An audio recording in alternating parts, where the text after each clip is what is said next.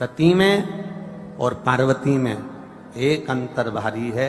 सती माँ धनवान है और पार्वती मैया गुणवान है। इसलिए पूरी दुनिया में जितने भी व्रत हैं, पूरी भारत की भूमि पर जितने व्रत होते हैं, कोई व्रत लक्ष्मी जी का नहीं है। भारत की भूमि पर कोई व्रत सरस्वती मैया का नहीं है। भारत की भूमि पर कोई व्रत इंद्राणी का नहीं है। भारत की भूमि पर कोई व्रत किसी देवी का नहीं है। जितना भारत की भूमि पर एक व्रत भारी है वो है माता पार्वती जी का। तीज का व्रत करोगे तो पार्वती जी का है। चतुर्थी का व्रत करोगे तो पार्वती जी का है। छठ का व्रत करोगे तो पार्वती जी का है। आप जितने व्रत देवी जी का करोगे नवरात्र में तो पार्वती जी का है। भारत की भूमि पर जितने व्रत हुए नारियों के, छोटी तीज, बड़ी तीज, हरतालिका तीज, करवा चौथ, जितने चतुर्थी के व्रत, जितने तीज के व्रत, जितने छठ के व्रत, जितने भारत की भूमि पर हुए, ये सब माता पार्वती जी के हैं। पार्वती के क्यों हैं? क्योंकि धनवान और गुणवान में अंतर है।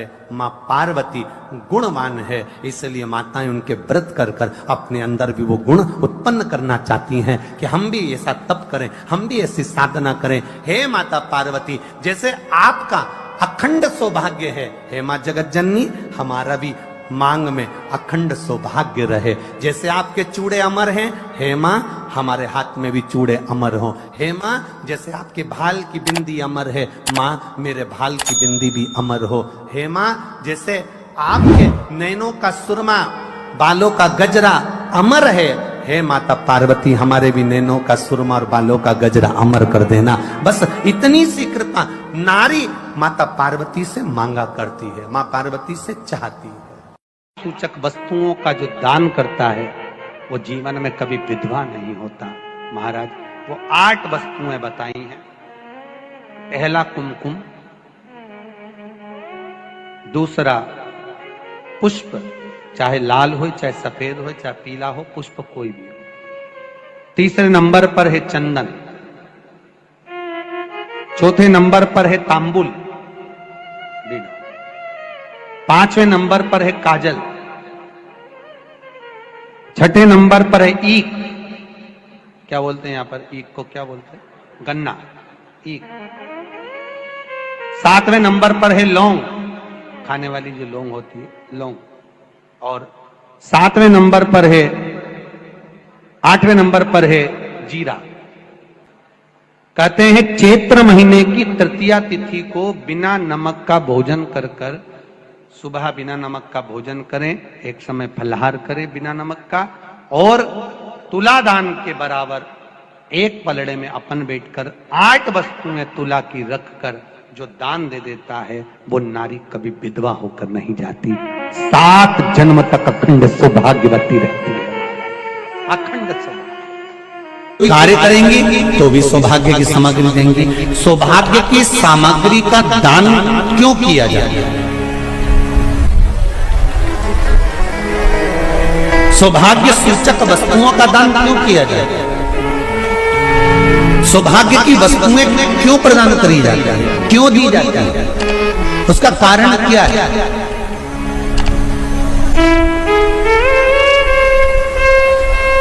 क्यों देते हैं? महाराज भारत की भूमि की सौभाग्यवती माताओं का एक मन की अभिलाषा रहती है।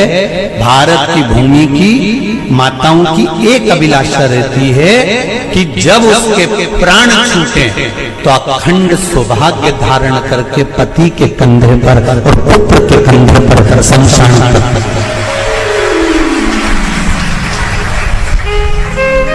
ये भारत की भूमि की माताओं की सोच, उनके मन का संकल्प, उनके मन का भाव। और विदेश की माताओं का क्या संकल्प होता है? महाराज भारत का एक संत विदेश गया और भारत के संत जब विदेश गए तो वहां पर एक मां, एक स्त्री पति की कब्र के पास में बैठकर पंखा कर रही थी।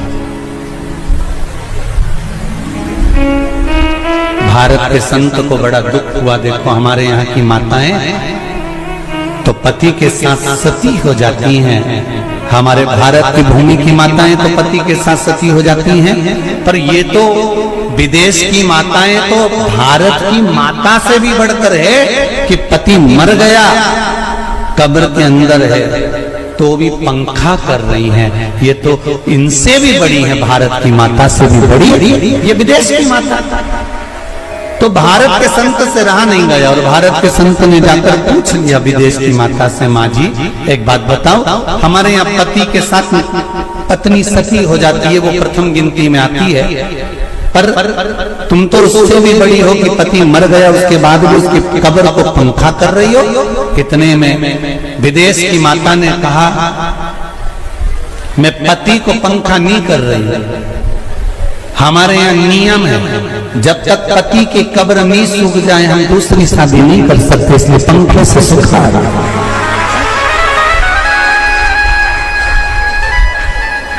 इसलिए पंखे से सुखा रही है।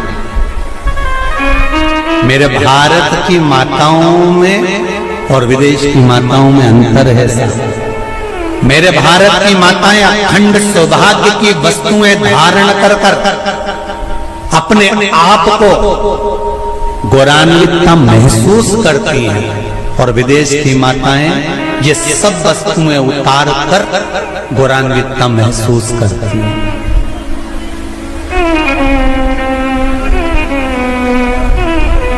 क्यों देते हैं चूड़ी का दान, क्यों देते हैं बिंदी का दान, क्यों देते हैं अखंड सौभाग्य का दान? किस महाराज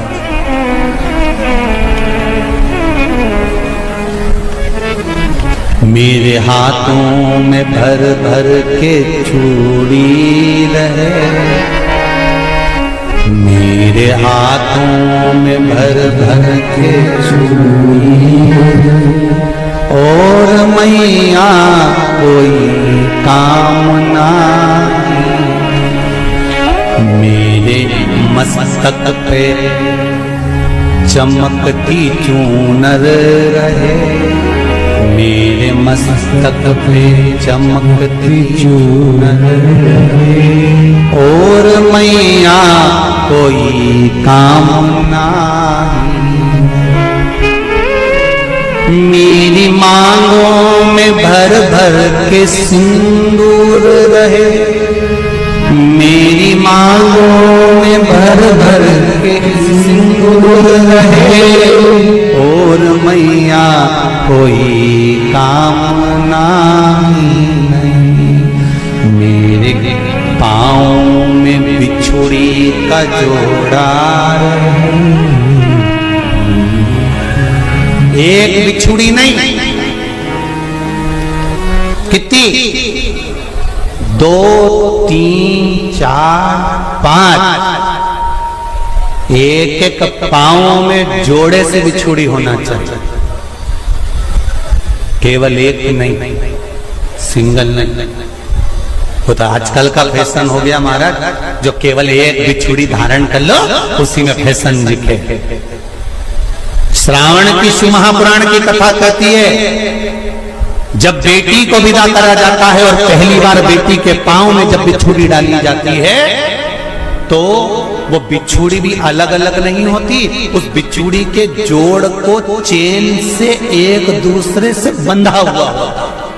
बोला सही है कि गलत? जितने आस्था चैनल पर कथा सुन रहे हैं, जितने फेसबुक पर सुन रहे हैं, यूट्यूब पर सुन रहे हैं, सुन लेना कि मेरे भारत की माताओं का जब पाणी ग्रहण संस्कार किसी व्यक्ति का होता है, उसके पांव में जब पहली बार बिछुड़ा पिनाया जाता है, बिछुड़ी पिनाई जाती है, तो वो बिछुड़ी भी एक दूसरे से बंधी हुई होती है, चेन से बंधी हुई होती है। उसको अलग अलग वाली बिछुड़ी शादी के मंडप में नहीं पहनाई जाती। क्यों? जैसे ये बिछुड़ी एक दूसरे से पांव में बंधी हुई है, तुम्हारी जिंदगी अंतिम श्वास तक ऐसी ही बंधी है, यही वर्णन है। तो अब माताओं ने थोड़ा सा फैशन चेंज कर दिया, अब पांव में ज्यादा बिछुड़ी नहीं पहनती, गड़ती है, चुभती है, एक बिछुड़ी धारण है। महाराज पर नहीं, बिछुड़ी भी दो हो, जोड़े से हमारी माताएं, भारत की भूमि की जो माताएं हैं, ये चूड़ी भी हाथ में पहनती है तो जोड़े से पहनती है। बोलो जैसा सही है कि गलत है? एक अकेली चूड़ी माताएं हाथ में धारण नहीं करती हैं। अगर भारत की भूमि की संस्कारित माताएं हैं और भारत की भूमि की सभ्यता और संस्कृति को जानती है तो अकेली चूड़ी नहीं, जोड़े की चूड़ी पहनेगी। 2 चूड़ा डालेगी, 4 डालेगी, 12 डालेगी, पर सिंगल नहीं, अकेले। और सरल भाषा में समझ लो, हमारे यहां ठेले पर लेने जाओ तो जो केले अपन खाते हैं वो भी सिंगल नहीं देते, उसको भी जोड़े से दिया जाता है। 2 दूं की, 12 दूं की, आधी दर्जन दूं की 1 दर्जन दूं। अब अंदाजा लगाइए। हमारे यहां देने का भी एक भाव है। श्रावण के महीने की शिव महापुराण की कथा, जिसका नाम है श्रावण शिव महापुराण की कथा, ये कहती है कि पार्वती जी ने और गंगा जी ने ये चतुर्मास में जितना सौभाग्य का दान दिया है, उनके बराबर दुनिया का कोई व्यक्ति इतना सौभाग्य का दान नहीं दे सकता जो माता गंगा और पार्वती दोनों दान दे रहे हैं।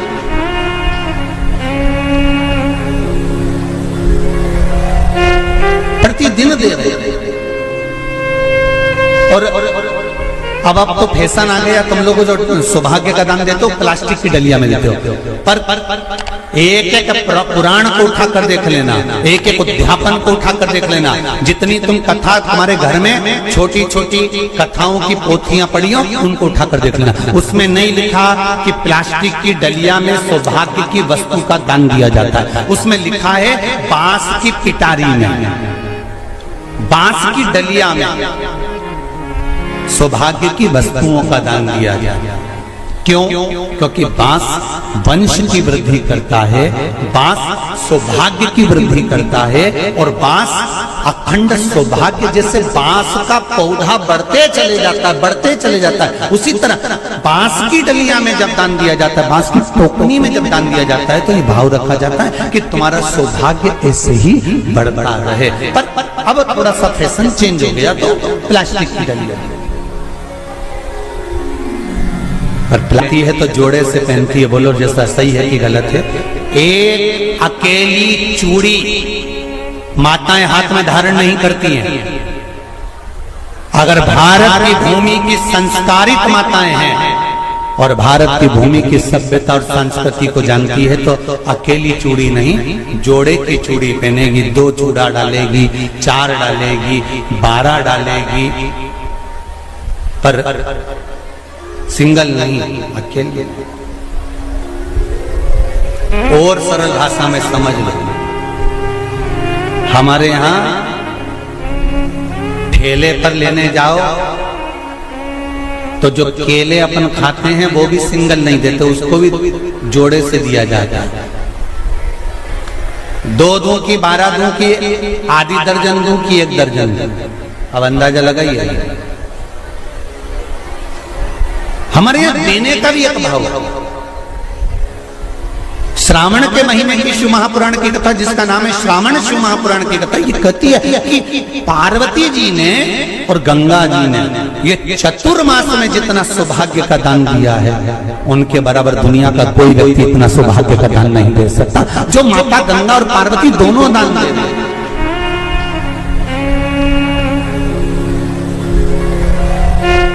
प्रतिदिन दे रहे हैं। और अब तो फैशन आ गया, तुम लोगों को जो सौभाग्य का दान देते हो प्लास्टिक की डलिया में देते हो। पर एक एक पुराण को उठाकर देख लेना, एक एक उद्यापन को उठाकर देख लेना। जितनी तुम कथा तुम्हारे घर में छोटी छोटी कथाओं की पोथियां पड़ी हो, उनको उठाकर देख लेना। उसमें नहीं लिखा कि प्लास्टिक की डलिया में सौभाग्य की वस्तु का दान दिया जाता है। उसमें लिखा है बांस की पिटारी में, बांस की डलिया में सौभाग्य की वस्तुओं का दान दिया गया। क्यों? क्योंकि बांस वंश की वृद्धि करता है, बांस सौभाग्य की वृद्धि करता है, और बांस अखंड सौभाग्य। जैसे बांस का पौधा बढ़ते चले जाता है, बढ़ते चले जाता है, उसी तरह बांस की डलिया में जब दान दिया जाता है, बांस की टोकनी में जब दान दिया जाता है, तो ये भाव रखा जाता है कि तुम्हारा सौभाग्य ऐसे ही बढ़ता रहे। पर अब थोड़ा सा फैशन चेंज हो गया, तो प्लास्टिक की डलिया